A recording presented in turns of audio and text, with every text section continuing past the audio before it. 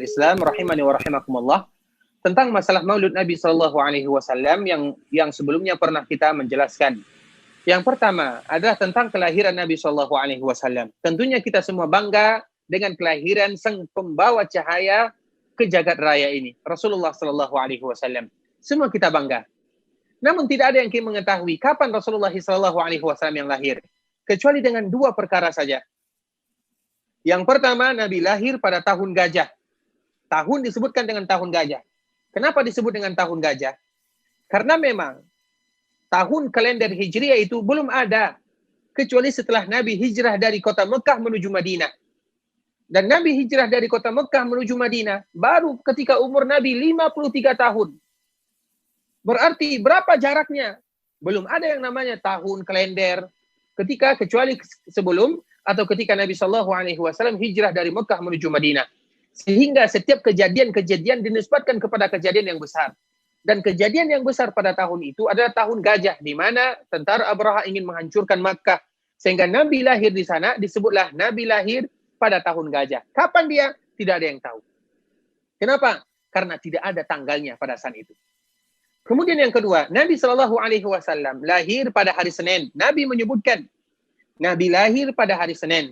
Sehingga apa yang dilakukan Nabi sallallahu alaihi wasallam? Nabi berpuasa.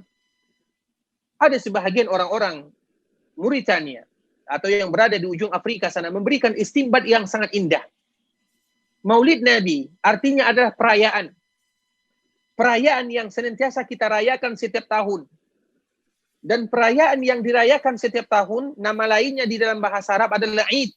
Yaitu perayaan Al-Id seperti Idul Adha dan Idul Fitri. Karena setiap tahun kita melakukannya dan kita merayakannya. Begitu juga dengan perayaan Maulid Nabi sallallahu alaihi wasallam disebut dengan Id, yaitu sesuatu yang kita rayakan. Nah, Nabi menyebutkan di dalam konteks hadis yang jelas, aku berpuasa pada hari Senin karena itu adalah hari kelahiranku. Nabi menyebutkan dia berpuasa pada hari Senin, alasannya adalah karena hari lahirnya Nabi sallallahu alaihi wasallam.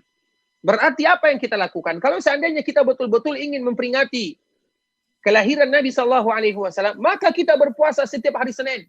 Setiap minggu kita berpuasa. Itulah Maulid Nabi yang sebenarnya, yaitu dengan mengikuti sunnah Nabi sallallahu alaihi wasallam. Namun apabila kita melakukan sekali dalam satu tahun, yaitu dengan perayaan, ketahuilah, ibadah puasa tidak pernah cocok dengan yang namanya perayaan, bertentangan. Apa maknanya? Perayaan tidak identik dengan puasa. Makanya ketika kita Idul Adha, haram bagi kita berpuasa. Ketika Idul Fitri, haram bagi kita berpuasa. Karena perayaan itu adalah hari bahagia, hari makan-makan. Nah, Nabi sallallahu alaihi wasallam secara tidak langsung, dan ini diambil istinbat oleh ulama-ulama tersebut. Berarti ketika Nabi berpuasa pada hari Senin, secara tidak langsung, Nabi sallallahu alaihi wasallam melarang umatnya untuk melakukan perayaan. Kenapa demikian? Karena Nabi berpuasa. Dan puasa tidak cocok dengan perayaan. Sebagaimana tadi contoh yang sudah kita sebutkan. Namun kalau kita ingin memperingati kelahiran Nabi sallallahu alaihi wasallam, bisa. Yaitu dengan berpuasa. Kita cukupkan dengan apa yang dicukupkan Nabi sallallahu alaihi wasallam.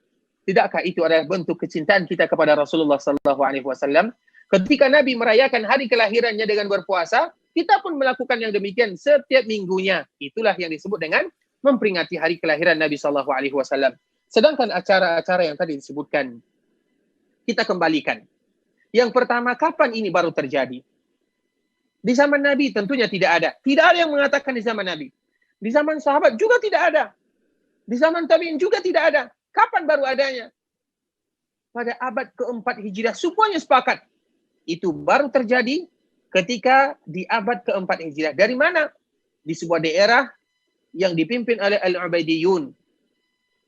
Yang mana daerah tersebut adalah daerah Al-Fatimiyun atau Al-Ubaidiyun, yang itu bisa kita anggap dilakukan atau di bawah kekuasaan orang-orang Syiah.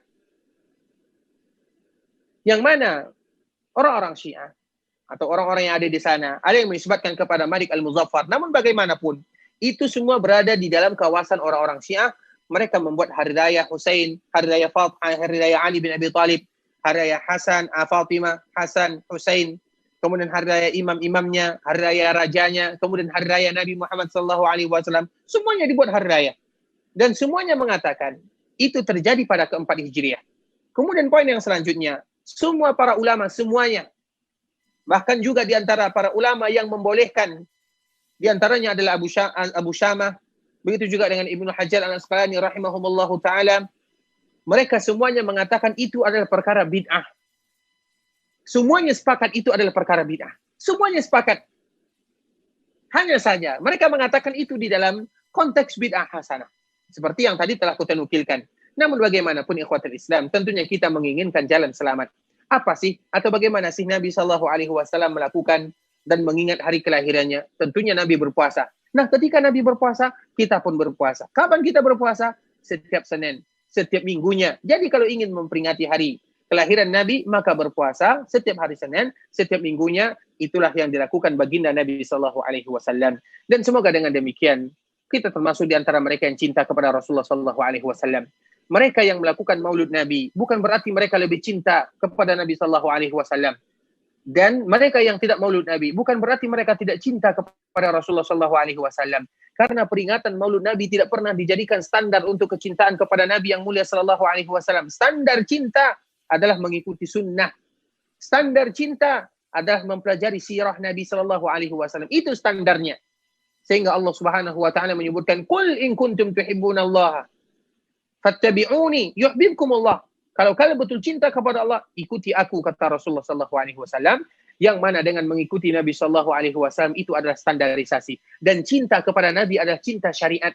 Kita wajib cinta kepada Nabi SAW. Yang tidak cinta kepada Nabi berarti bukan umat Nabi. Semua kita cinta kepada Nabi. Namun cinta tersebut adalah dengan melakukan apa yang diinginkan Nabi, bukan apa yang kita inginkan.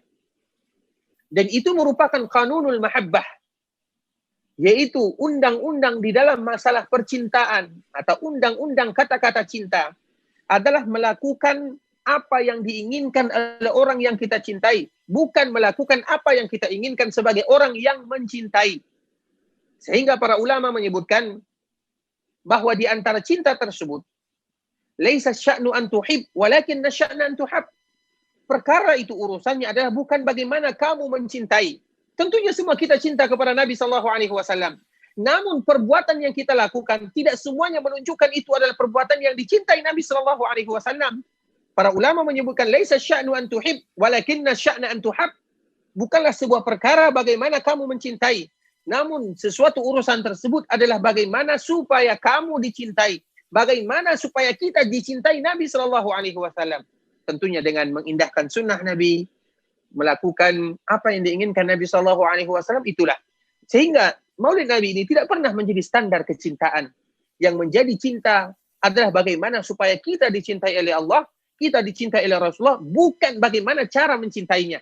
Karena banyak cara orang yang mengatakan atau melakukan perbuatan-perbuatan yang mereka mengatakan perbuatan ini karena kami cinta kepada Rasulullah. Tentunya itu dijadikan ukurannya adalah Al-Quran dan sunnah Nabi SAW. Semoga Allah Subhanahu wa taala menjaga kita semuanya, memberikan taufik dan hidayah, walaupun ini terjadi di antara para ulama sebagaimana tadi yang kami sebutkan, namun semuanya sepakat itu adalah perkara-perkara yang bid'ah.